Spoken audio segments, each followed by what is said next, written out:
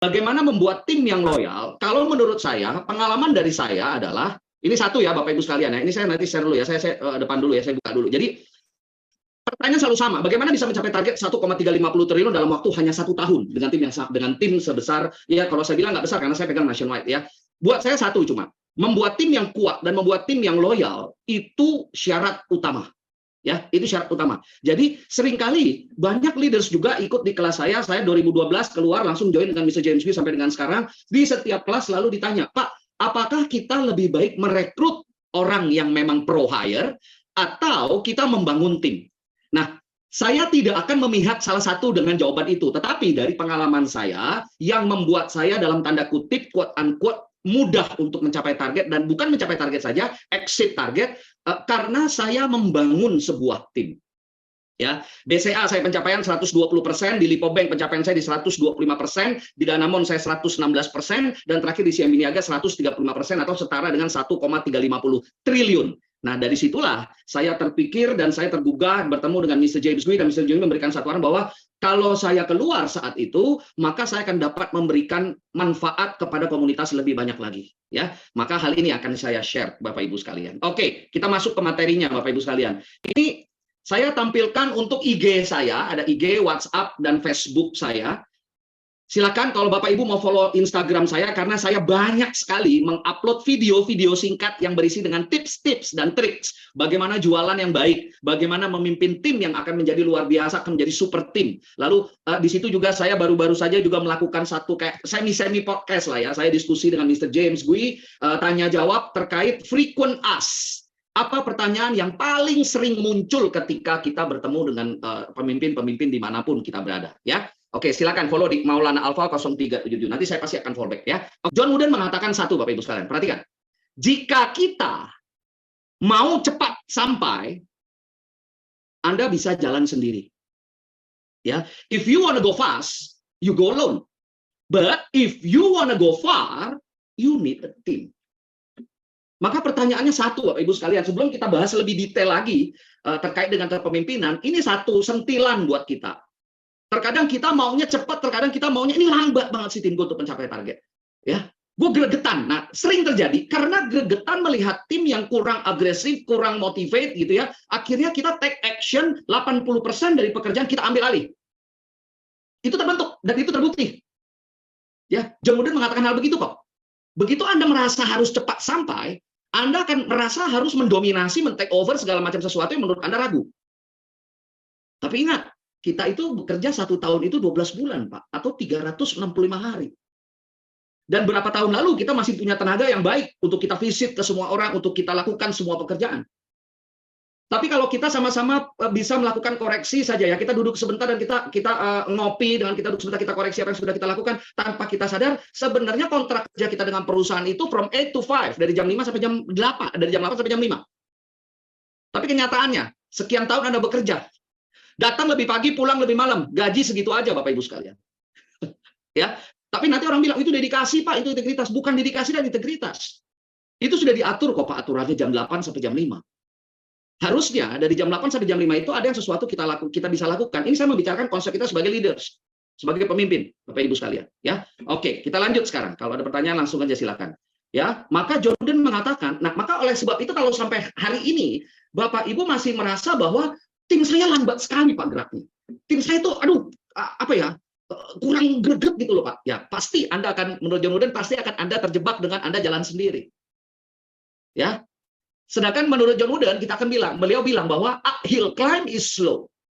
Kalau Anda ingin meningkatkan performa, kalau Anda ingin meningkatkan target market, kalau Anda ingin meningkatkan kemampuan tim, kata-katanya meningkatkan loh ya.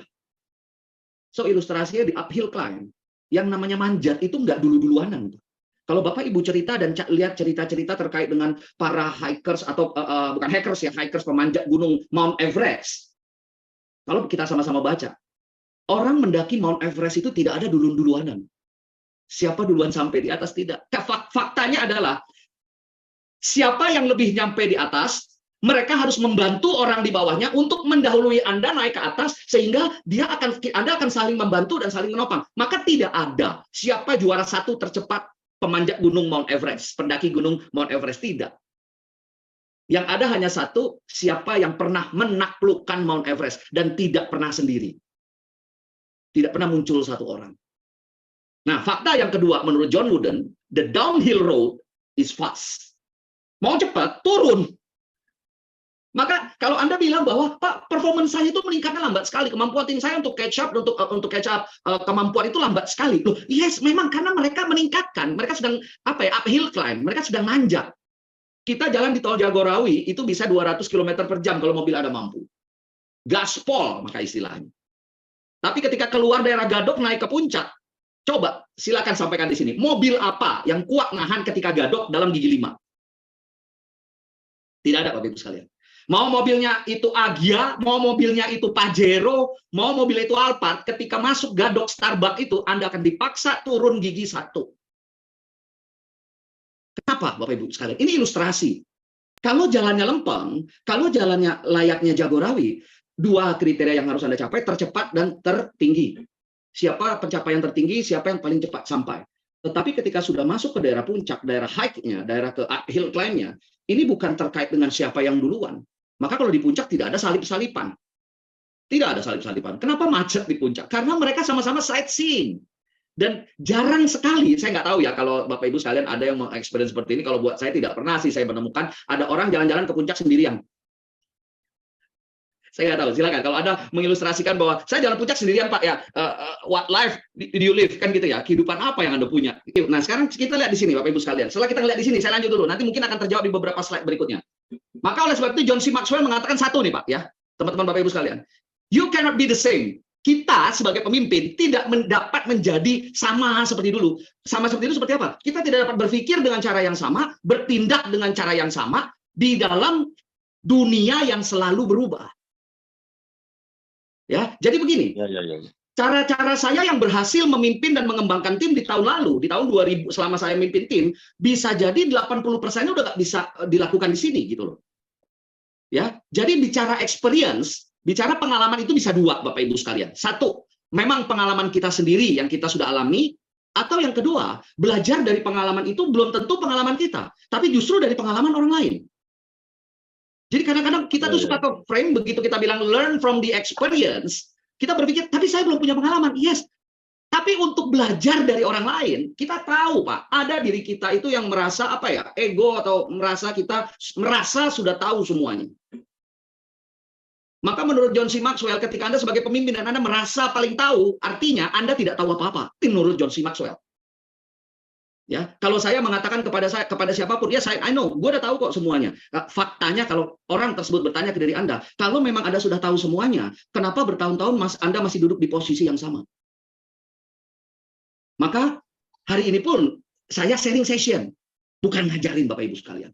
Apa yang sudah saya pernah lakukan, ya, yang baik silakan ambil, yang nggak cocok ya nggak usah diambil. Maka selanjutnya John C. Maxwell juga mengatakan apa? Yang paling sulit sebagai pemimpin adalah apa? Di mana kita willing to let go what worked yesterday.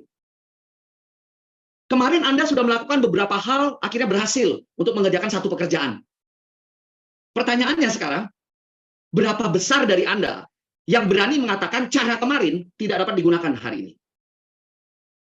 Bukan cuma itu, ada yang kedua. Karena saya tahu cara yang kemarin saya sudah tidak berhasil dan tidak bisa dilakukan atau tidak relevan lagi di hari ini, maka pertanyaannya, apakah Anda atau kita mau dan meluangkan waktu, menginvestasikan waktu? Ingat loh ya Bapak Ibu sekalian, sesi pagi ini, ya, ini bukan kita yang berterima kasih, bukan saya dan Mas Jovi berterima kasih kepada Bapak Ibu sekalian. Kita berterima kasih kepada diri kita sendiri. Kenapa? Saat ini kita sedang berinvestasi. Ya, investasi leher ke atas, investasi leher ke bawah. Selama ini kita sudah kenyang dengan leher ke bawah, kita investasi leher ke atas. Berapa besar jiwa kita untuk mau mencoba melihat cara baru, melakukan dengan cara baru, dan memimpin dengan cara baru. Tapi nggak sedikit juga loh, Mas Jovi dan teman-teman semua, ada leaders yang tidak nyaman ketika melihat timnya itu perform dan dia merasa ada tim, ada orang di bawah dia itu lebih bagus dan punya satu cara, new way of thinking. Ada yang merasa keganggu, ada yang merasa, loh, saya nggak mengatakan kita, saya tidak mengatakan Anda. Tapi apakah leader-leader di bawah Anda jamin tidak punya perasaan seperti itu? Simple, penyebabnya satu. Karena siapapun orang yang dipimpinnya sudah dinilai sebagai orang yang lebih pintar dan, wih dia hebat loh, dia jago loh. Karena mereka jago dan mereka hebat, bukan melewati bimbingan dari leaders tersebut. Kalau saya, kayak layaknya seorang anak lah, anak kita melihat, saya nggak pernah ada rasa insecure melihat anak saya lebih bagus dari saya. Ya, saya tidak pernah merasa insecure. Saya suka ilmu hukum. Anak saya yang pertama masuk Fakultas Hukum UI. Saya nggak tembus Fakultas Hukum UI. Tapi kenapa saya nggak insecure? Nah, ini yang perlu kita bahas, Bapak Ibu sekalian. Ya, nanti akan kita bahas, akan kita kasih do's and don'ts-nya juga ya. Langsung tips and tricks-nya hari ini kita akan bahas. Oke? Nah, saya lanjut. Maka oleh sebab itu, dengan pola pikir bahwa kita berpikir banyak jalan menuju Roma, tapi Roma sendiri tidak dibangun dalam waktu satu malam.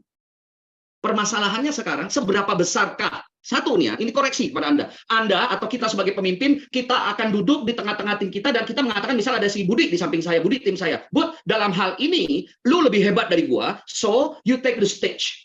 Lu maju ke panggung, sampaikan ke kita, bagaimana cara kita lebih baik di area tersebut. Berapa dari kita yang kuat seperti itu? Berapa yang dari kita mau besar hati seperti itu?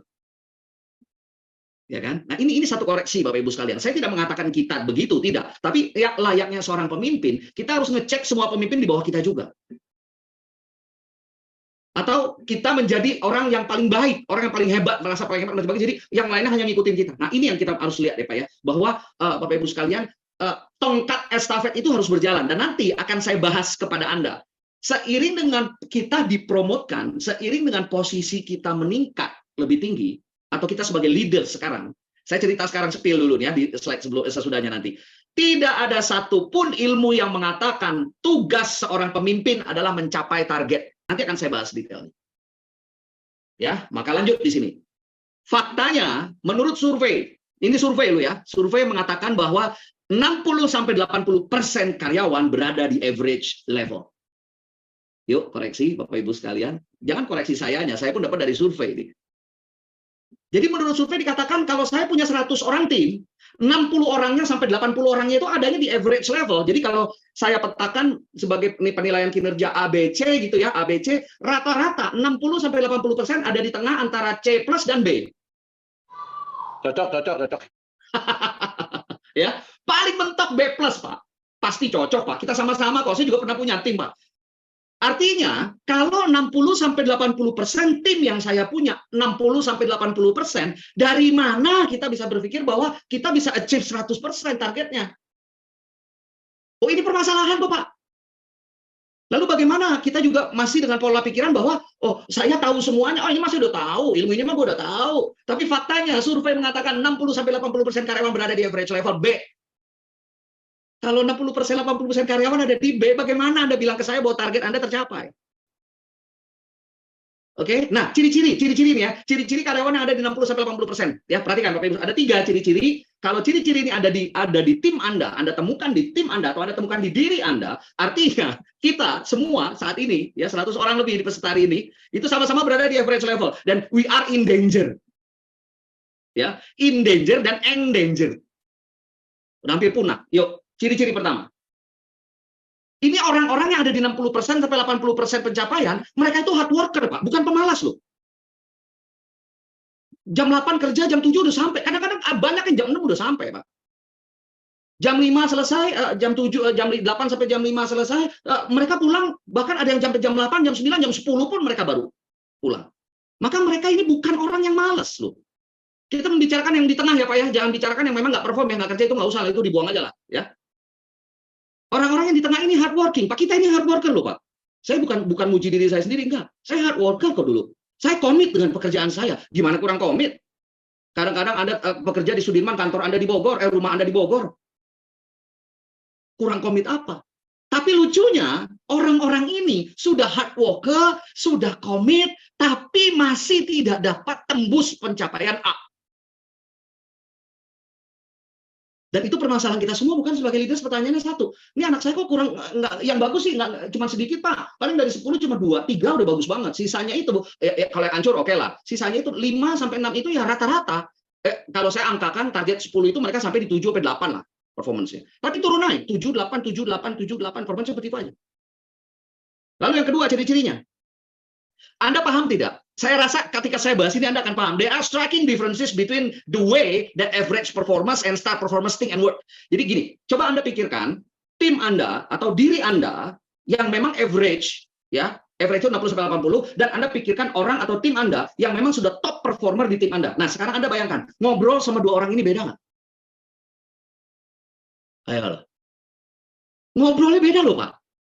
Apalagi kita nggak usah ngomong dengan orang yang underperform ya. Kalau underperform yang keluar masalah, bunga kita ketinggian Pak, harga kita kemahalan Pak, ini kan masa COVID Pak, lagi recovery Pak, ini kan masa krisis Pak, ini mau pemilu lagi 2024, aduh susah Pak, dananya dipakai buat pemilu semua. Selalu ketemu sama mereka masalah, itu yang underperform.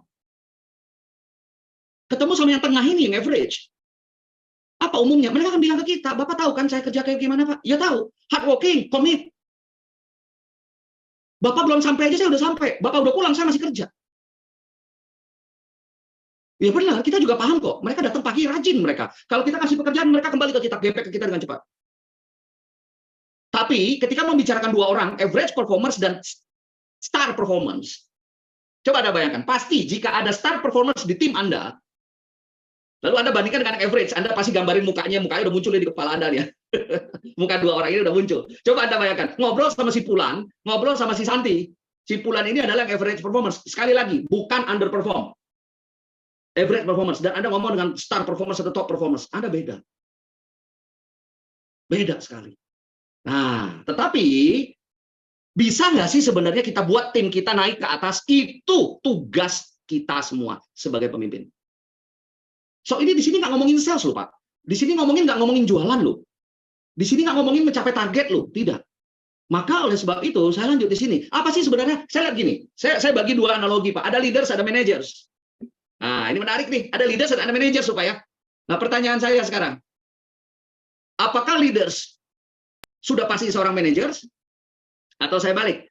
Apakah jika Anda sudah dipromot dan title Anda di kartu nama sudah mengatakan Anda seorang manajer, baik itu sales manager, baik itu operational manager, baik itu accounting manager, baik itu adalah account manager, so you are already managers.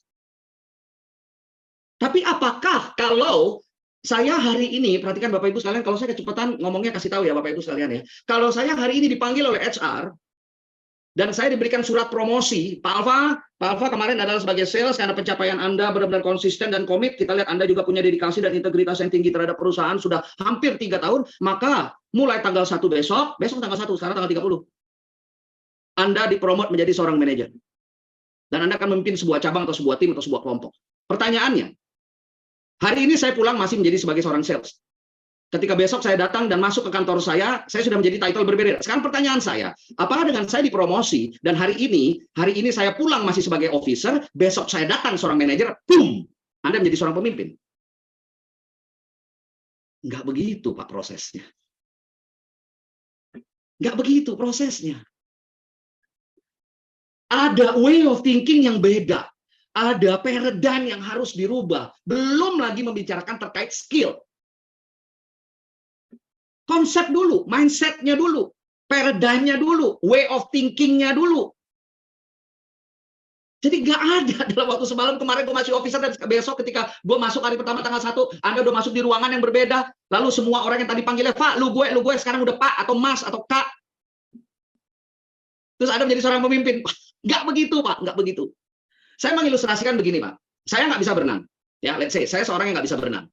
Apakah kalau proses yang tadi, Anda naik 1 hari, Anda dipromot di hari kedua, Anda dipromot langsung Anda jadi, apakah jika saya hari ini tidak bisa berenang, lalu kita Anda rame-rame bawa saya ke pinggir kolam renang yang dalamnya 5 meter, lalu saya diceburin, lalu Anda berkumpul di pinggir kolam renang, memberikan semangat dan motivasi kepada saya, dalam hitungan berapa menit saya jadi bisa berenang? Yang ada mati konyol, Pak. Ayo, Alfa, kamu bisa, Pak. Ayo semangat, Pak. Terus, Pak. Saya dukung dari atas. Kita doakan dari atas. Ya, doanya doa benar. Inna lillahi wa inna ilaihi raji'un. Nggak bisa begitu, Bapak Ibu sekalian. Maka ini kalau jika ada leaders Anda memiliki kemampuan yang average level, itu dosa kita sama-sama. Tapi bukan berarti tidak boleh. Karena ini merupakan keputusan bisnis, maka saya harus promote yang bersangkutan. Karena keputusan bisnis, Pak. Betul. Karena perusahaan harus ekspansi ke daerah tersebut. Yes, silakan.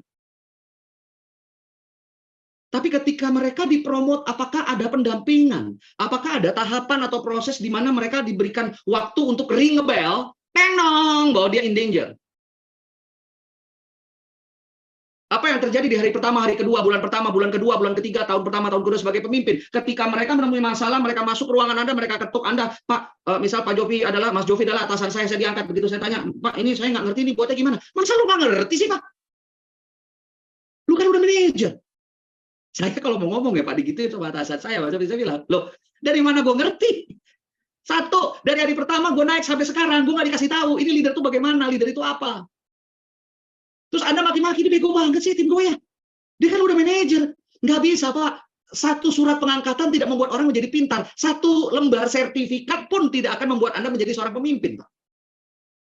Orang seneng banget.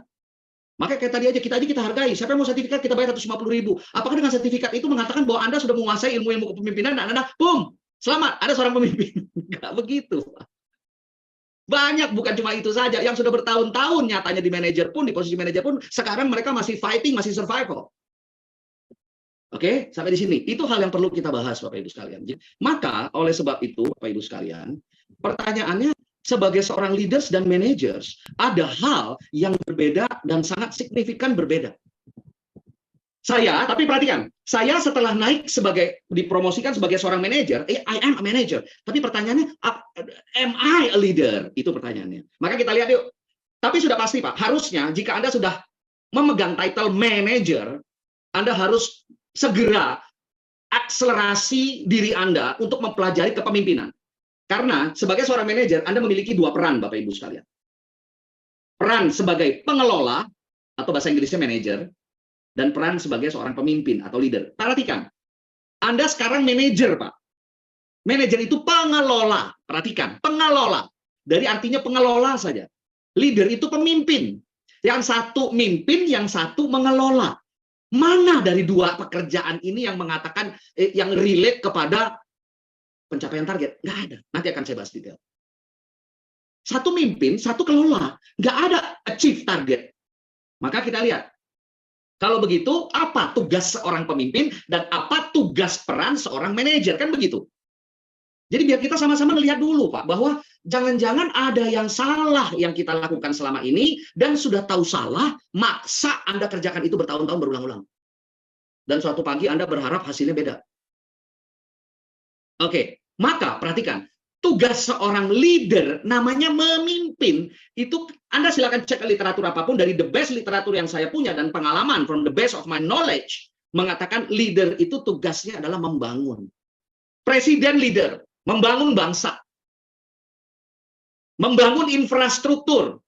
Saya nggak bahas politik, karena kebetulan presiden kita adalah Jokowi. Kita ngomonglah Jokowi ya, tapi saya nggak bahas politik ya. Jokowi sebagai presiden, membangun jalan infrastruktur di Papua, di Indonesia bagian timur pedalaman. Tapi pertanyaan saya, Bapak Ibu sekalian, yang menarik.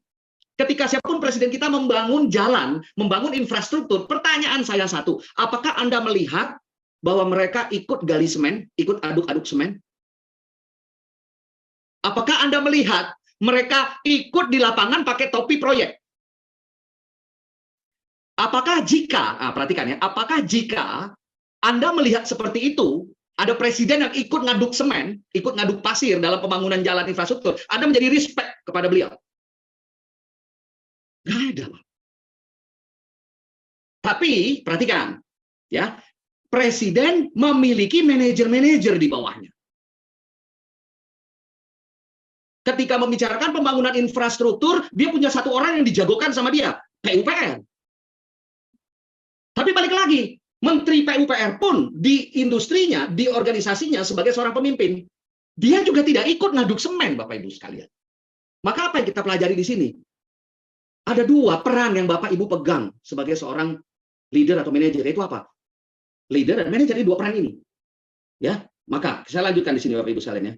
Kita sama-sama cross check dulu, kita sama-sama kita introspeksi diri kita dulu. Maka leader itu membangun. Apa sih yang dibangun oleh seorang pemimpin? Ini kita lihat. Nanti Bapak, kita akan relate kepada sales ya. Kalau Anda sebagai orang sales atau ya, sama lah Pak, semua industri, apapun itu, termasuk saya dengan Mas Jovi sekarang di industri pengembangan development, kita pun ada target.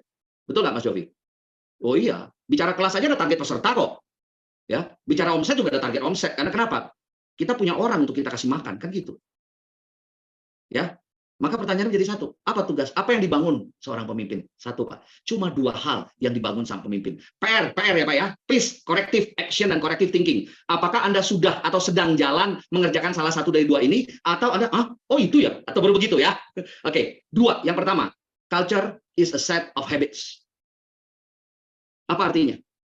Di sini ada sudah terlihat Pak, 2 tugas seorang leaders, yaitu apa? Membangun sebuah budaya dengan membentuk habit. Yuk kita lihat. Kalau begitu manajer apa? Manajer itu tugas dan perannya adalah mengelola, Pak. Kan manajer. Kita pakai bahasanya aja, Pak. Manajer itu orang karena pakai R belakangnya. Motivate, motivator, si pemberi motivasi. Teach, mengajar. Teacher, guru. Manajer itu orangnya. Artinya, manajer ini memanage atau to manage. Atau managing. Maka tugas dan peran sebagai seorang manajer adalah mengelola. Nah, kita lihat apa saja yang dikelola. Yang dikelola oleh manajer adalah sumber daya untuk mencapai target, gitu loh Pak. Kita pelajari hal ini karena seorang pemimpin, Pak. Kita nggak ngomongin lagi bagaimana how to achieve the target. No. How to manage resources to achieve the target. Saya ulang. How to manage resources to achieve the target. Bukan how to achieve the target. Lalu sumber dayanya apa saja yang harus dikelola? Berikut hanya saya akan bahas review singkat aja, saya tidak akan bahas satu-satu. Satu, Anda diberikan sumber daya berupa budget. Anda diberikan resources berupa aset. Anda diberikan resources berupa people. Anda diberikan resources kalau Anda sebagai sales jualan produk yang ada fisiknya, maka produk fisik itu juga stok itu sebagai resources Anda. Dan kita pun diberikan satu SOP atau work methods dari perusahaan, dari bagian operation. Habis A maka B, dari B maka C, itu juga sumber daya. Dan yang terakhir adalah waktu. Ini yang paling penting. Anda diberikan waktu 7 days a week kadang-kadang, atau 5 days a week, 24/7 orang bekerja kadang-kadang mengatakan itu. Nah, dari 6 aset kurang lebih ya, ini kurang lebih banyak lagi yang mau dipecahkan lagi. Tapi saya akan ambil yang garis besarnya saja. Karena yang saya mau fokus adalah bicara people. Dari sumber daya ini yang paling sulit dikelola adalah people. Maka saya tarik keluar people. Lalu kepada people Anda, apa saja yang harus Anda kelola? Perhatikan, Anda harus rekrut mereka, Anda harus training mereka, Anda harus memotivasi mereka, Anda harus meng-coach mereka, Anda harus dapat counseling mereka, dan Anda pun harus dapat menciptakan disiplin. Nah, pertanyaan saya, dari tugas dan peran sebagai pemimpin dan manajer, di slide yang mana yang mengatakan bahwa kita sebagai manajer dan sebagai leader untuk mencapai target? Nggak ada, Pak. Maka kita lihat kesimpulannya, leaders itu mengembangkan, managers itu evaluasi. Mengembangkan dan evaluasi, Pak. Sekali lagi, once again, mau dikupas-kupas sampai bagaimanapun, membangun, mengelola, develop, evaluate. Mau dipecah sekecil apapun, tidak ada satu ruang yang ada menjelaskan bahwa kita sebagai seorang manajer yang seharusnya menjadi seorang leaders, itu mencapai target. Tidak ada. 25 Mei 1961, Pak. Ya, 25 Mei 1961 ada satu kejadian yang luar biasa di dunia, yaitu apa? John F. Kennedy dinobatkan sebagai Presiden Amerika Serikat. Apa yang dikatakan pada saat pertama kali beliau pidato di NATO? Dan itu disiarkan seluruh dunia. 25 Mei 1961, satu pidato yang sangat ambisius dan benar-benar dramatik speech dari seorang John F. Kennedy mengatakan apa? Amerika, sebelum berakhir masa jabatan saya adalah presiden dan negara pertama yang akan mengirimkan orang ke bulan. Dramatic and ambitious. Kenapa? Karena kepancing. 1 bulan sebelumnya, 16 April atau 20 April 1961, Uni Soviet mengirimkan Yuri Gagarin keluar angkasa dan berkeliling di luar angkasa selama 1 jam 48 menit. Wah, John F. Kennedy sebagai presiden terpilih, programnya adalah mengalahkan Uni Soviet. Langsung di dramatic and ambitious speech-nya, beliau mengatakan bahwa Amerika dan sebelum berakhir masa jabatan saya akan mengirimkan orang ke bulan 1961. Dua negara ini mematahkan apa yang ditemukan oleh New York Times tahun 1936. Tahun 1936 New York Times, para ahli dari yang terkumpul dalam New York Times atau kompas.com, Kompas Litbang, ya, itu mengatakan bahwa memberikan maklumat berdasarkan survei dan ilmu pengetahuan saintis, tidak ada benda apapun yang akan berhasil nembus atmosfer bumi. Tahun 36. Ya, tahun 36 tidak ada benda apapun yang akan dapat menembus atmosfer bumi. Yang ngomong orang pinter. 20 April 1961, Uni Soviet mengirimkan Yuri Gagarin keluar dari atmosfer bumi, dan dia berkeliling di angkasa 1 jam 48 menit. 1 bulan kemudian, Presiden Amerika Serikat yang sangat luar biasa mengatakan, lu cuma keluar angkasa doang, gua akan kirim orang ke bulan. Dan tahun 69, apa yang dicanangkan, apa yang dipresentasikan oleh John F. Kennedy terrealisasi. Anda akan baca, kalau Anda lihat di Google Search, Anda akan lihat apa yang terjadi setelah Presiden John F. Kennedy mengumumkan akan meninggalkan orang. Itu impeachment yang besar-besar. Rasa ketidakpercayaan warga Amerika terhadap John K. turun drastis. Tapi pemimpin, Pak. Pertanyaan saya, ketika Neil Armstrong, Yuri Gagarin, Edwin Aldrin itu berhasil mendarat kaki di bulan, apakah John F. Kennedy ikut? Tidak. Ketika para saintis membuat satu pesawat yang dinamakan Apollo 17V, apakah John F. Kennedy ikut? Tidak. John F. Kennedy sebagai leader hanya cukup melihat visi bahwa gua harus berangkatin. Ketika orang mau demo dia, ya gua presidennya, lalu pikirin gimana caranya. Lu butuh dana, gua kasih dana. Lu butuh ilmu, gua kasih ilmu. So you do the job. Gue yang mikirin. Tapi kalau nggak ada John F. Kennedy, mungkin Amerika Serikat belum tentu menjadi negara pertama yang mengirimkan orang ke bulan. Nah, maka oleh sebab itu kembali ke pekerjaan kita, Bapak Ibu sekalian, yang mana nih kita? Kalau kita masih terlibat dan terlilit di pekerjaan harian, on the details action, saya rasa kita tidak akan dapat memiliki satu terobosan-terobosan yang menurut orang gila. Tapi itu harus kita ambil. Maka Steve Jobs mengatakan, untuk menjadi seorang pemimpin itu bukan ngumpulin like seperti di sosial media. Kalau Anda mau menjadi leaders, siap-siap menjadi leaders, Anda siap-siap tidak disukai orang, Anda siap-siap dibenci orang, Anda siap-siap dimaki orang pada saat Anda berbicara.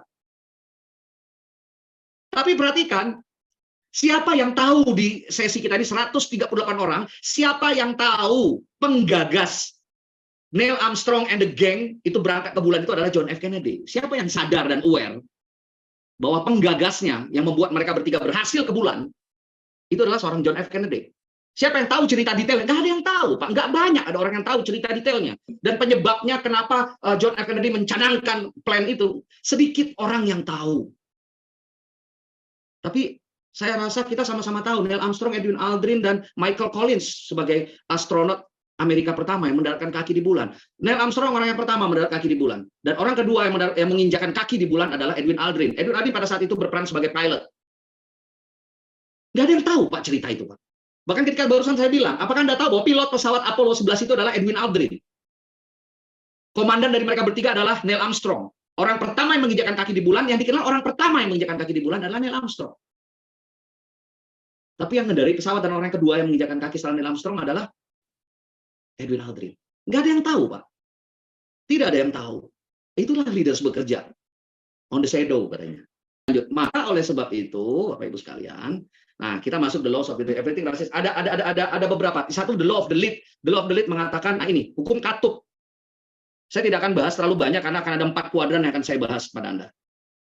Hukum katup mengatakan bahwa efektivitas, perhatikan Bapak Ibu sekalian, mohon dicatat, silakan yang mau dicatat. Efektivitas tim, kemampuan tim, efisiensi dari tim, sangat tergantung dari tingkat kemampuan, tingkat efektivitas, dan tingkat efisiensi leader. Ya, dan yang kedua, Bapak Ibu sekalian, law yang kedua adalah the law of the needs atau needs kita sebut ya. Dikatakan bahwa perhatikan, ya, all players have a place where they add the most value. Jadi gini, di setiap tim kita memiliki tempat dan memiliki kemampuan yang unik dibandingkan dengan tim yang lain, di mana itulah area yang dia akan kuat. The law of the needs mengatakan, yang pertama, setiap tim Anda tidak akan bekerja secara optimal di area yang mereka lemah. Saya ulang. Siapapun yang bekerja, bukan cuma tim Anda pun juga sama, saya pun juga sama. Saya tidak akan bekerja atau memiliki performance yang optimal di area pekerjaan yang saya tidak kuasai. Oh, itu bisa, itu benar. Saya orang sales, Pak. Saya kuat di strategic management, saya kuat di hafalan. Dari zaman SMA dulu, saya kuat itu di hafalan, maka saya masuk A2, biologi zaman itu. Kenapa? Hitung-hitungan saya lemah, Pak. Bisa, saya akan bisa ngerjakan hitung-hitungan, Pak. Ini maksudnya ini ya, maksud dari ini adalah. Tapi saya tidak akan dapat bersaing, atau saya tidak akan dapat men-surpass melalui kemampuannya Mas Jovi, yang memang kekuatannya di hitung-hitungan. Tapi sebaliknya, Mas Jovi pun tidak akan dapat melewati kemampuan saya dalam hafalan, karena Mas Jovi kuatnya di hitung-hitungan. Saya lanjutkan dulu, nanti saya kasih ilustrasi. Yang kedua, maka oleh sebab itu Anda harus sadari, masing-masing dari tim Anda kekuatannya apa. Sebelum bergabung dengan tim Anda, ketika Anda merekrut mereka, pertanyaan saya satu, tahu nggak Anda spek apa yang Anda perlu untuk sukses di tim Anda? Maka tadi, mengelola tim itu ada rekrut, Pak. Rekrutmen itu bukan tugas HRD. Rekrutmen itu tugas Anda, tapi proses administrasinya dikelola dan bertanggung jawab di HRD. Maka tadi pertanyaannya dia teman-teman kita ini tadi bukan Pak Suryadi, tadi Pak Lumiri kalau nggak salah tadi ya. Ya, Pak Lumiri bertanya tadi kan bahwa Pak Jamiri kalau Lumiri. Pak Jamiri bilang, dari mana saya tahu leaders itu seperti apa? Nah, ini maka pertanyaan dari saya, Pak. Anda seorang manajer, Anda akan rekrut tim. Kalau Anda sebagai seorang manajer bola, perhatikan, Pak. Kalau kita sebagai seorang manajer bola, Pak. MU, kita ambil contoh. Saya nggak terlalu bola, nggak tahu, tapi saya tahu beritanya. Manchester United. Ketika dalam kurun waktu musim-musim tertentu tidak pernah mencapai posisinya lagi sebagai champion. Pertanyaan saya, yang diganti manajernya atau pemainnya, Pak? Manajernya. Bongkar pasang manajer, nggak dapat. Tapi kalau ada 1-2 pemain yang tidak bagus, 1-2 pemain yang dicabut. Tapi kalau semua pemain rata-rata benar, ya nggak mungkin kita bongkar pasang tim kan, Pak? Nggak mungkin kita bongkar tim. Bukan pasang tim, bongkar tim. Maka kalau semua orang tidak mencapai peak-nya, performance-nya, artinya yang salah adalah leaders-nya. Saya lanjut di sini ya. Maka oleh sebab itu, the law of the needs, kita lihat di sini, you are the most value where you add the most value. Anda akan lebih berharga di tempat Anda yang dapat memberikan peran. Dan yang ketiga, great leadership must know the team, the situation, and the player. Saya ambil cerita satu, Pak ya. Sedikit saya ilustrasi cerita. Ya, ada di satu negeri antah berantah, ya, ada satu sekolah, sebutlah ada ayam, bebek, dan elang. Ini sekedar cerita ilustrasi, Pak.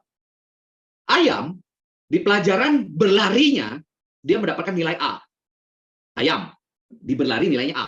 Tetapi D di mata pelajaran berenang. Bebek A di berenang, D di berlari. Yang paling parah elang. Kenapa? Dia dapat nilai D di berlari dan berenang. A-nya hanya di terbang dan menukik tajam. Terbang tinggi dan menukik tajam. Dia dapat A. Sepulang sekolah, mereka bertiga berkumpul. Lalu si ayam memiliki satu ide yang terobosan yang sangat luar biasa. Dia bilang kepada bebek begini, Bek, lu kan jago berenang, gue nggak bisa berenang. Gue jago lari, lu nggak bisa lari. Gimana kalau kita tukeran? Tukeran gimana? Mulai besok, lu ajarin gue berenang, tukerannya gue ajarin lu berlari.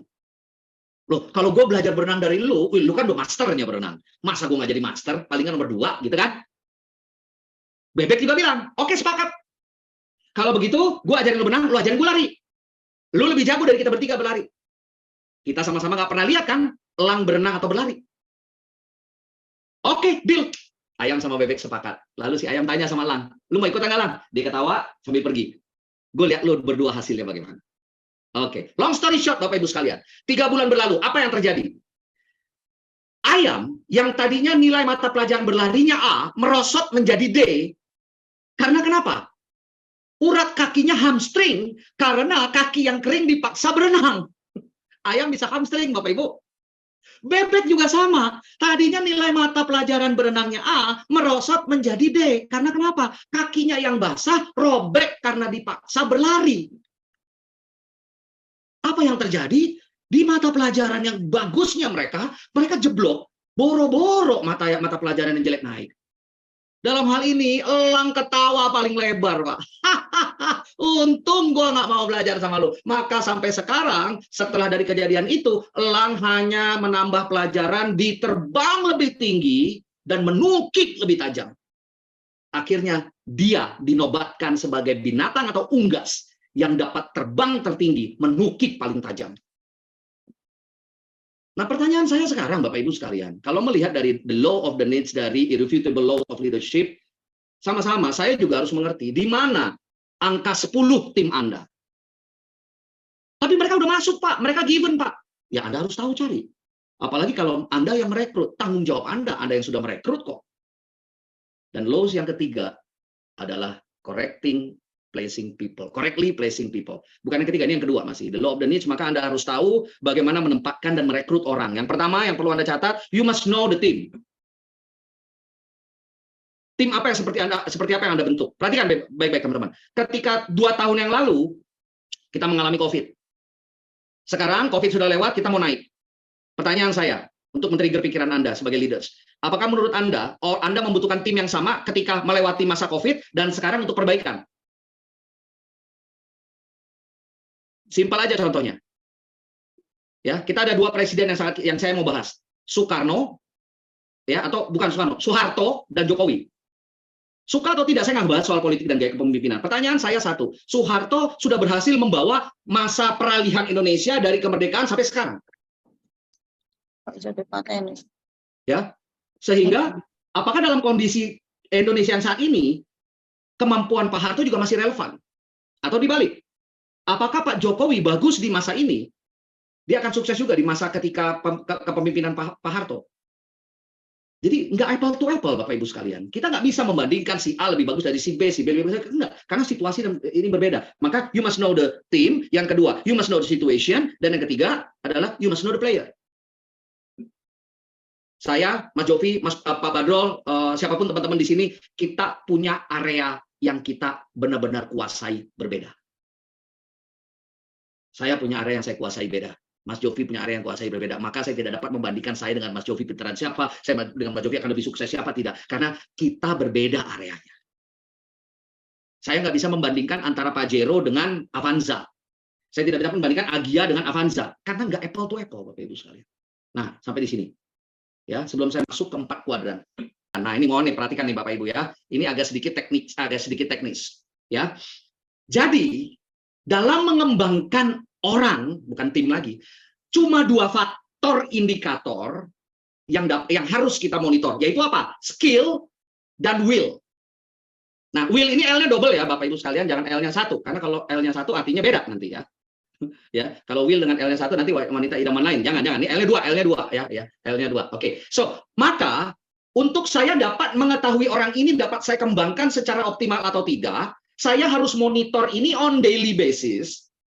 Mereka berada di skill yang mana dan will yang mana. Maka kita lihat, untuk area skill ada high, ada low. Ya, maka di kotak biru itu skillnya high, di kotak 2, kuadran 2 itu skillnya low. Untuk area will, kuadran 2 will-nya rendah, kuadran 3 will-nya tinggi. Memang gampang lah ya, mudah ya. Nah, kuadran 4 skill dan will sama-sama tinggi. Maka perhatikan, kesimpulan saya petanya akan menjadi seperti ini. Saya gampangkan. So, perhatikan. Selesai acara ini, silakan Bapak Ibu coret-coret, bikin 4 kuadran, mapping dan taruh tim Anda berada di kuadran mana. Oke? Nggak usah sekarang, nanti aja. Ini saya jelaskan dulu sekarang. Buru-buru amat, langsung ada yang ambil bolpen tuh saya lihat tuh ya. Jangan, nanti aja dulu ya. Jadi, Anda bikin 4 kuadran, maka Anda lihat, leaders itu ada di tengah. Anda berada di tengah. Maka Anda tinggal petakan siapa tim Anda yang masuk, yang Anda taruh di kuadran 2, siapa di kuadran 1, 3, dan 4. Di sesi pagi ini, saya hanya akan bahas sampai apa yang harus dilakukan di 4 kuadran yang berbeda ini. Nanti di seri selanjutnya, detailnya, do's and don'ts-nya, apa yang harus dilakukan step by step-nya akan kita bahas. Ya, oke. Nah, perhatikan. Dalam hal memapping ini tidak ada average. Karena kalau average cuma performance. Tapi kalau skill atau will, Anda harus taruh antara high atau low. Kalau Anda merasa tidak rela taruh si Pulan disebut high skill, lu taruh low skill. Kalau Anda tidak ikhlas menaruh si Pulan di will-nya high, Anda taruh will-nya di low. Jadi nggak ada average, nggak ada tengah-tengah, nggak ada. Kalau tengah-tengah artinya Anda nggak ikhlas kasih high, maka dia pasti di low. Oke, sebagai ciri-ciri yang kedua. Orang-orang yang ada di kuadran 2, ini performance-nya poor. Mungkin kalau target 10 itu di bawah 5. Kalau target 10 ya, target 10 closing, nggak pernah cek 5, di bawah 5 selalu. Yang kedua, solid performance. Orang-orang yang high skill tapi kemauannya hilang, itu orang-orang yang targetnya 10, pencapaian 5. Safety player. Oke. Nah, ini yang average level nih. Yang average itu yang ada di kuadran 1 dan 3. Orang-orang di kuadran 3 semangat tinggi, tapi orangnya kemampuannya masih rata-rata. Maka ini disebut dengan potential stars. Mereka performance-nya, targetnya 10, mereka sudah rata-rata di angka 7 sampai 9 turun naik. 7, 8, 9, 9, 8, 7, 7, 8, 9, 9, 8, 7. Itu ada di kuadran 3. Kuadran 4, orang-orang yang memang star performers. Target 10 bukan cuma 10 lagi mereka, mungkin sudah di angka 15. Ya, sini. Nah, kita perhatikan hal ini Bapak Ibu sekalian kembali. Ternyata nanti tugasnya apa gunanya kita memapping ini? Ya, kita akan tahu kepada orang-orang atau tim kita yang kita masukkan di kuadran 2, kuadran 3, kuadran 4 dan kuadran 1 itu menuntut sikap dan perilaku yang berbeda dari kita. Nah, maka ini sebagai corrective action. Kalau Anda sudah tulis di sini, misalnya Anda sambil coret-coret gitu ya, Anda udah taruh nih si Budi, si Joko ada di 1, si Santi, si Rini ada di kuadran 3, ada sini. Coba cek. Habis ini saya akan kasih tahu ke Anda. Secara overall, di kuadran 1 harus pendekatan apa, kuadran 2 pendekatan apa, kuadran 3 pendekatan apa, kuadran 4 pendekatan apa. Untuk orang-orang yang ada di kuadran 2 dengan kemampuan dan kemauan rendah, maka pendekatan Anda directing atau perintah. Nggak usah pakai diskusi. Salahnya Anda ketika menyikapi orang-orang yang ada di kuadran 2 ini, yang performanya rendah, udah males, rendah lagi pencapaiannya. Yang kedua, orang-orang yang ada di kuadran 1, yang mengalami permasalahan utama adalah di area will atau kemauan. Semangatnya, motivasinya, sering telat datang kantor, pulang paling cepat, datang paling telat. Dikasih pekerjaan telat terus, target nggak pernah nyampe. Atau nyampe cuma 5 selesai. Ini orang-orang yang will rendah. Maka orang-orang will rendah ini barulah kita motivate. Oke? Kuadran 3, orang-orang yang bermasalah di area skill tapi semangatnya tinggi. Mereka Anda harus berikan advice. Advice itu apa? Kirim training, join visit bareng, ajak diskusi terkait mimpinya apa, ngobrol lebih banyak terkait masalah yang dihadapi. Advice. Berikan buku untuk pelajaran, kirim dia training, Anda training dia. Nah, training itu berguna untuk orang di kuadran 3. Kalau Anda kirim ke training, orang-orang ada di kuadran 2, mereka ikut training, Pak, untuk perbaikan gizi doang. Lumayan lah, jam 10 dapat snack, jam 12 makan siang, jam 3 dapat snack. Dan gue bisa bebas dari target. Nggak bisa, Pak. Dan orang-orang yang di kuadran 3, tadi seperti saya bilang, orang-orang yang nggak bisa berenang, dan nggak relevan untuk Anda berikan dia motivasi. Orang skillnya nggak ada, Pak. Nggak ada skill berkembang karena dimotivasi. Motivasi itu relate dengan will. Motivasi, 2 kata, motif dan action. Saya akan action kalau ada motifnya. Duit, pangkat, apresiasi, motivation. Makanya motivation, atau sebenarnya motivation. Maka kalau ada orang yang sudah plot di kuadran 3, dikasih motivasi, bahkan mungkin motivatornya kalah semangat dibanding dia, Pak. Loh, dia high will. Dan yang keempat, orang-orang yang ada di high skill dan high will. Lu kirim motivasi nggak bagus, nggak relevan, lu kirim training dia udah jago, bukan ngerasa jago ya, lu jago, maka kepada orang-orang inilah Anda baru delegasi. Nanti di sesi kita berdua, di sesi kita yang kedua, kita akan bahas, jangan-jangan Anda salah delegasi selama ini. Bagaimana sih cara tahapan untuk delegasi, bukan secara manajerial ya, practical things-nya untuk delegasi itu seperti apa. Nah, ini singkat, saya overview secara singkat.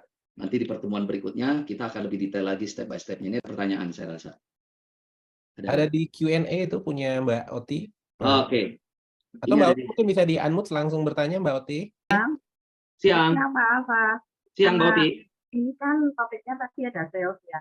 Jadi saya mau tanya, menurut Pak Alfa itu untuk leadership yang bagus, jumlah anak buah itu berapa? Itu. Ya. Lalu yang kedua, itu ada bagaimana ukuran pengetahuan untuk orang itu dibuat itu dua di sana. Mungkin kalau itu bisa dilihat dari jualan ya, tapi peta yang benar untuk memetakan orang di situ itu bagaimana? Nah, lalu yang Ya itu ada yang penting itu saya mau tahu bagaimana jumlah orang workload analis kami untuk seorang sales yang baik, untuk bisa dipimpin oleh supervisor yang baik, leadership atau memimpin berapa orang porsinya. Kemudian termasuk juga di sales service kepala seksi itu untuk mekaniknya tuh jumlahnya berapa? Jadi leadership yang baik. Terima kasih. Oke, thank you Mbak Oti ya. Oke, Mbak Oti, saya langsung jawab saja. Mengenai kapasitas planning, sebenarnya materinya ada materi khusus sih kita untuk itu capacity planning ya.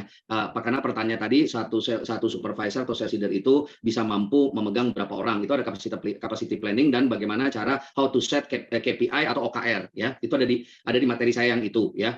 Tapi sebenarnya kalau dengan hari ini kita masih bisa jawab, kita gunakan irrefutable laws of leadership yang tadi the law of the lead. Justru bukan pertanyaannya berapa orang kemampuan per leaders untuk handle, tapi pertanyaannya seberapa tingkat kemampuan mereka kayak gitu ya. Jadi berapa kemampuan batas maksimum pegang tim justru relate kepada kemampuan yang bersangkutan. Nah, sebenarnya kalau mengukur kemampuan yang bersangkutan pun di ilmu HRD banyak banget yang bisa kita pakai. Tapi kadang-kadang kita sebagai orang lapangan kalau harus kayak begitu kan terlalu lama. Maka buat saya gampang pakai 4 kuadran ini, saya rasa udah menurut saya sampai dengan sekarang itu 4 kuadran itu saya pakai sampai sekarang, Mbak. Ya, Mbak Oti ya. Jadi simpel aja, Anda cuma memetakan antara skill dan will untuk tim Anda. Dan skill dan will cuma 2 juga, antara high dan low, kan begitu. Ya, cuma tinggal high atau low saja udah. Ya, karena kelebihan pelatihan juga nggak apa-apa. Nggak ada orang kebanyakan belajar, nggak ada, kondisi gitu kan. Nah, jadi kalau buat saya, saran saya gunakan 4 kuadran sudah bisa. Ya. Nah, untuk capacity planning kita ada lagi materi dan sesi yang terpisah. Nanti bisa aja sih request ke Mas Jovi kalau memang butuh seperti itu kita bahas. Tapi untuk sekarang kita belum masuk ke sana secara detail ya. Untuk sementara itu saya bisa jawab Mbak Oti ya. Oke, terakhir saya lanjut. Nah, ada setelah satu nih, Coach. Oh, apa? Ada satu pertanyaan dari Pak Stefanus. Siang Pak, perkenalkan saya Stefanus. Apakah kuadran bisa disandingkan dengan DISC? Bisa. Tapi bisa jika dikerjakan bersama, tetapi apakah relate? Enggak. Ya, jadi untuk teman-teman yang memang bekerjanya di development people, Anda bisa pakai DISC ya. Tapi kalau buat sales kadang-kadang saya kalau di lapangan kalau saya harus ke DISC agak susah sih, Pak. Maka saya lebih baik pakai 4 kuadran. Karena gini, bicara DISC dominan terus konsisten itu ya DISC, enggak belum tentu orang yang di kuadran 4 itu dominan, belum tentu. Ya. Belum tentu, tapi apakah orang-orang yang dari DISC bisa dikembangkan ke sana? Bisa. Ya, jadi kalau saya bilang bisa sih bisa, tapi hanya saling melengkapi ya, tapi menggantikan saya rasa tidak. Ya, Pak Stefanus, terima kasih untuk Pak Stefanus. Ya, admin. Bagaimana cara kita maintain tim? Karena ada resiko setelah increase skill, khususnya technical team, member yang bersangkutan akan resign. Ini saya jawab langsung ya. Pak, selama dia masih menjadi anak buah Anda dan tim Anda, tanggung jawab penuh ada di Anda. Dan sebagai seorang leader, kalau bicara 4 kuadran ini ya Pak, kalau bicara 4 kuadran ini, pertanyaan saya, apakah orang-orang yang high skill, high will, menurut Anda akan loyal? Coba perhatikan. Nah, itu kan kita bahas Pak di sesi berikutnya. Apa yang diminati, apa kendala mengelola orang di kuadran 1? Apa kendala dan memiliki orang di kuadran 2, orang di kuadran 3, atau orang di kuadran 4? Tapi yang saya kasih tahu ke Bapak, karyawan yang ada di kuadran 3 dan 4, permasalahannya totally different. Tapi hanya saya kasih clue aja ya Pak, kasih clue ya. Nah, makanya nanti akan kita kupas tuntas karena sekarang udah sangat 12 juga nih. Pengen lewat dikit nggak apa-apa Mas Jovi ya? Boleh Coach, boleh. Oke, jam 5 juga boleh Coach. Kayak kuliah nanti. Oke, perhatikan Bapak Ibu sekalian. Orang yang ada di kuadran 3, maka orang di kuadran 3 itu kenapa disebut rising star? Ya, kenapa disebut rising star atau calon star? Karena mereka belum menjadi star. Dan appetite atau yang dicari motivasi orang yang di kuadran 3 untuk naik di 4 dan orang yang di kuadran 4 untuk stay di 4 tidak geser ke 1 itu berbeda. Saya ulang ya. Yang dapat memotivasi orang yang ada di kuadran 3 agar mau meningkat ke kuadran 4 dibandingkan dengan orang yang di kuadran 4 untuk stay kuadran 4 tidak geser ke kuadran 1 itu berbeda. Sekarang contoh deh Pak, kita ambil aja ilustrasi sedikit lah, saya kupas lah, saya spill lah ya. Kalau Anda seorang yang high skill dan high will, lu santai-santai aja target lewat 135% kayak saya. Ini contoh kayak saya deh. Saya bisa menobatkan diri saya orang di kuadran 4, high skill, high will. Timnya sama, di setiap bank nggak nyampe target. Selalu exit target bahkan. Apa yang saya cari coba Pak? Begitu headhunter telepon saya, kasih offering letters yang paling cocok, pindah. Yes, tadi ada suara dari Pak Stefanus ya tadi ya. Iya, Pak. Thank you, Pak. Silakan Pak. Thank you, Pak. Menjawab. Silakan, Pak. Makasih, Pak. Menjawab, Pak. Oh, oke. Udah jawab ya Pak ya? Thank you, Pak. Oke, thank you Jawab, Pak. ya. Oke, saya lanjut dulu ya, karena udah setengah 12, aku teman-teman ada punya kegiatan lain, karena ini hari Sabtu, saya lanjut untuk satu slide terakhir. Kalau begitu pertanyaannya, selalu ada pertanyaan setelah kayak begini, berapa lama kita dapat mengembangkan orang, ya, kalau mau ngasih waktunya itu berapa lama. Nah, maka jawabannya bukan berapa lama, tapi terkait dengan development stages, atau tahapan pengembangan. Ini juga masih overview secara garis besar. Nanti di pertemuan berikutnya kita gali lebih dalam things to do-nya seperti apa. Tahapan pengembangan itu kalau buat dari pengalaman saya dan saya juga lihat dari ilmu-ilmu buku yang ada, walaupun saya tidak plek seperti ini karena pada saat saya ngelakuin ini juga saya nggak tahu ilmunya, tapi secara garis besar apa yang saya kerjakan baru saya cari ilmunya, kan begitu ya. Nah, maka kita lihat Pak. Maka saya sebutnya development stage itu ada tiga tahap. Yang pertama itu tahapnya pertama ini. Nah, ini saya ambil dari manajemen. Terus terang ini saya ambil dari manajemen. Ini disebut dengan learning curve atau kurva pembelajaran. Pasti kita sudah sama-sama tahu lah ya.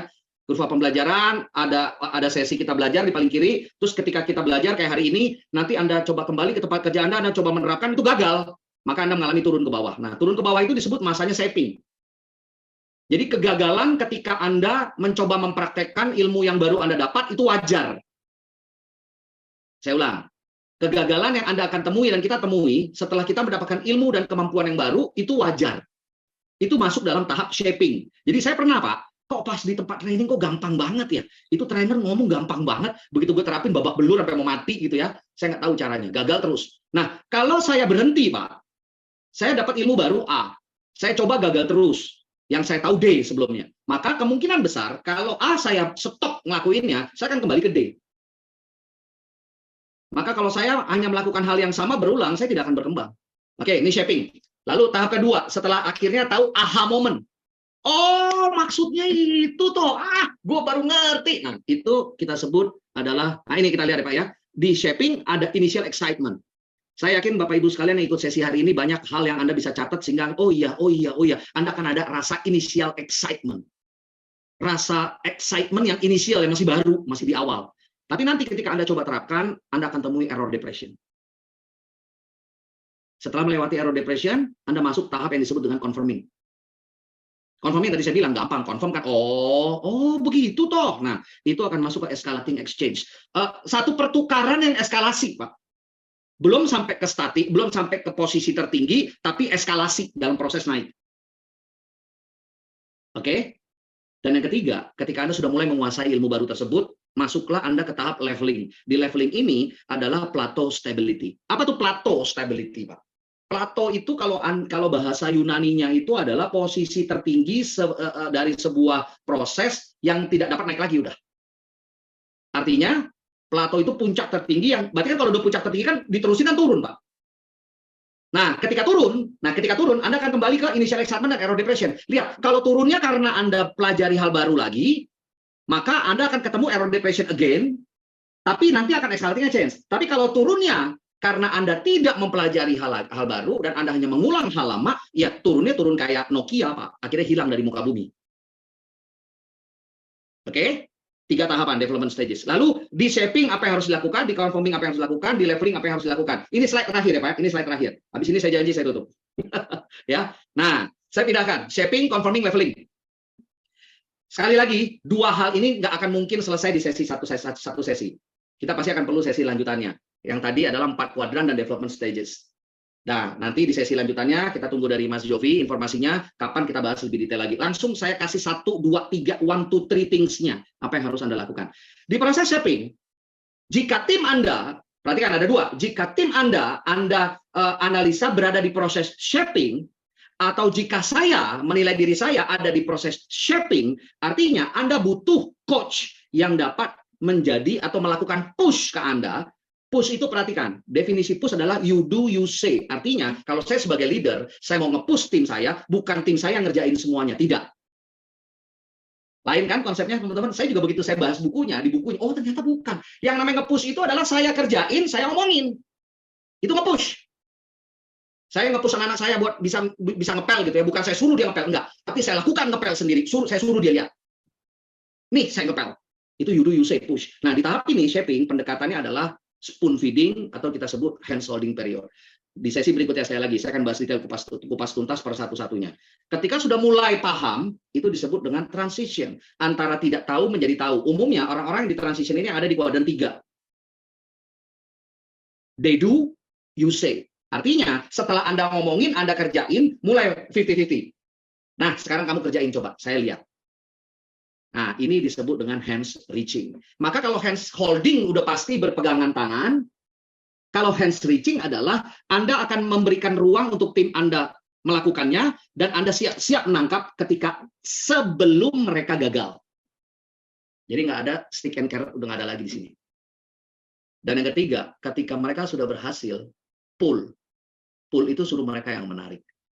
So, Anda memberikan mereka kendaraan sendiri, Anda memberikan waktu 100% kepada mereka. Maka umumnya, orang yang ada di leveling ini berada di kuadran 4. They do, they say. Atau adalah hands clapping. Atau value. Hands clapping. Kayak kita ngajarin anak kita, ini saya stop share dulu ya, ini ada di Q&A ada ya, sebentar, nanti saya akan masuk ke sana. Kayak kita ngajar anak jalan kita, pertama kita tata, ya, tata itu kan kita gandeng ya, kita gandeng. Lalu kedua, ketika kita melihat anak kita sudah lebih steady berdirinya, kita mulai lepas, tapi kita monitor. Kita tangkap bukan setelah anak jatuh, bukan Pak. Kita tangkap just before they fell. Tangkap, jangan sampai jatuh. Karena kalau udah nangis, kerjaan nambah. Mesti ngediemin, beliin es krim, beliin permen, kan gitu, biayanya nambah. Maka sebelum jatuh tangkap. Lalu lepas lagi. Sebelum jatuh tangkap.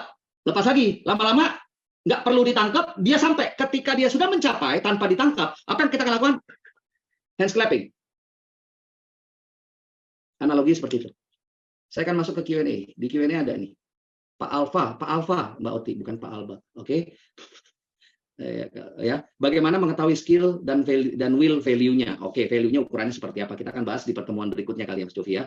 Kalau temannya ada sales-nya ya, kalau temanya ada sales-nya ya, bagaimana Bapak memetakan jumlah person? Oh, ini yang tadi pertanyaannya ya. Ini yang tadi pertanyaannya. Oke. Ada sales-nya nanti di seri kita yang keberapa, tapi untuk yang pertama kita masih ngebahas soal leadership. Ini pun masih ada kelanjutan leadership lagi ya. Nanti saya akan bahas dengan Mas Jovi mau enaknya seperti apa, atau jika teman-teman ada request khusus pun boleh silakan sampaikan ke NQA. Ya, ada request khusus. Terima kasih atas sharingnya. Oke, nah jadi Bapak Ibu sekalian, bicara 4 kuadran dan 3 development stages, ini adalah slide saya yang terakhir. Ya, maka ada 4 kuadran, skill dan will. Sebenarnya skill dan will tidak perlu terlalu banyak, terlalu detail untuk menilainya. Cukup Anda sebagai leaders ingat the law of the niche. Anda harus mengetahui kemampuan tim Anda di mana. Anda harus mengetahui 10-nya tim Anda di mana. Maka Anda yang menilai. Benar-benar purely Anda yang megang otoritas. Menempatkan dia ada di skill tinggi atau skill rendah, will tinggi atau will rendah. Karena dimanapun Anda mapping mereka tetap tanggung jawab Anda. Seperti itu, Bapak Ibu sekalian. Oke, saya silakan ke Mas Jovi, silakan. Oke, luar biasa teman-temannya, mantap sekali. Kita kasih applause dulu buat Coach Alfa yang membawa pagi ini menjadi cerah ceria. Kemudian banyak sekali ilmu yang bisa kita peroleh dalam 2 jam yang kita lalui. Nggak kerasa Pak, 2 jamnya. Jadi ini luar biasa. Semoga menjadi amalan yang luar biasa buat Coach Alfa dan tentunya menjadi hal yang bermanfaat untuk teman-teman semua. Sekali lagi, event yang luar biasa pagi ini, sekali lagi adalah free event, tidak berbayar alias geratong atau gratis ya teman-teman. Namun kalau teman-teman ingin mendapatkan sertifikat seperti yang di kanan, dan tadi materinya juga luar biasa ya, isinya daging semua, dan ingin mendapatkan e-PDF untuk materi tersebut, ada sedikit investasi, nggak banyak-banyak, hanya 150.000 saja. Caranya tinggal foto barcode dan akan terhubung dengan Mbak Siva. Ada gading yang tak retak, kami butuh inputan dan masukan terkait dengan webinar di pagi hari ini. Teman-teman kalau puas, katakan puas. Kalau ada yang kurang-kurang, tolong diinfokan ke kami agar kami bisa melakukan perbaikan ke depannya. Ya. Itu mungkin dari saya, Coach, yang kita bawakan. Kita ada satu acara lagi, yaitu foto bersama. Ya, teman-teman tolong buka ya. Buka videonya, kita foto bersama ya. Kasih jempol mungkin buat Coach Alfa ya. 3 jempol, 4 jempol kalau ada, monggo silakan. Oke. Ya, Kasih jempol ya, tahan dulu. 1, 2, 3, tahan sebentar. Oke, saya rasa cukup untuk fotonya. Sekali lagi terima kasih atas kehadiran teman-teman semua. Mohon maaf kalau ada kurang-kurang. Atas nama NQA, saya dan Coach Alfa menutup acara ini dengan ucapan Assalamualaikum warahmatullahi Warahmatullahi wabarakatuh. wabarakatuh. Waalaikumsalam. Waalaikumsalam.